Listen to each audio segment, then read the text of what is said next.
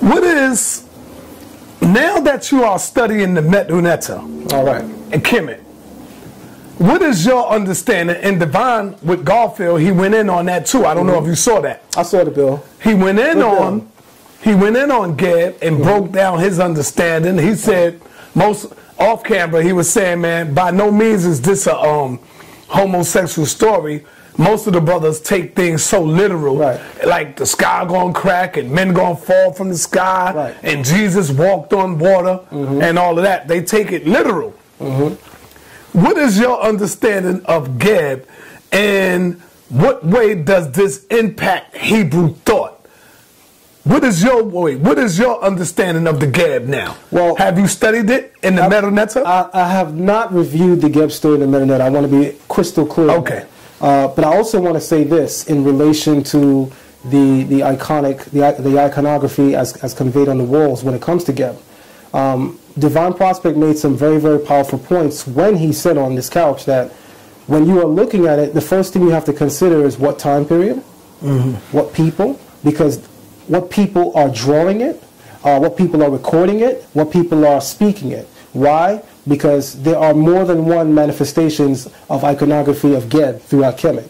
And each time you see it, there is a nuance of thought there. There's a little shade of difference. There's a little vantage point that's missing or added. And you have to look at it from the point or the person it was spoken from in order to crystallize the understanding. The problem that I would have, and most Hebrews would have, without first looking at anything that could be possibly called homosexual, is that we have always viewed earth as feminine. In fact, most languages throughout the world has a feminine suffix or grammatical marker for the earth. So you think that maybe this story was tampered with?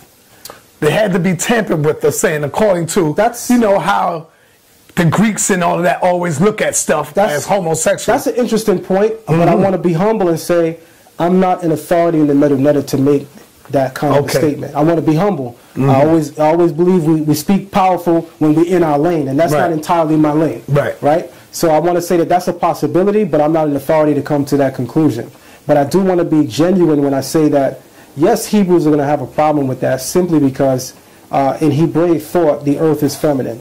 But I want to take it a step further. There are many words for land in Kemet itself that is feminine too. For instance, when we speak about ta, you know that T sound, you know that's the feminine derivation. And many times when you find it as a suffix in the Metuneta, it's a feminine suffix. So we even find within Kemetic thought that there are aspects of the earth, ta, being spoken of as being feminine. So we want to know, why is Geb portrayed as masculine? Even my 5% brothers, they would speak of their own earth, which would be a woman. And we know that seed germinates the earth, and from that germination, the fertile earth produces life. That analogy coexists in the human paradigm. When the seed of man germinates with a fertile woman, that interaction creates new life.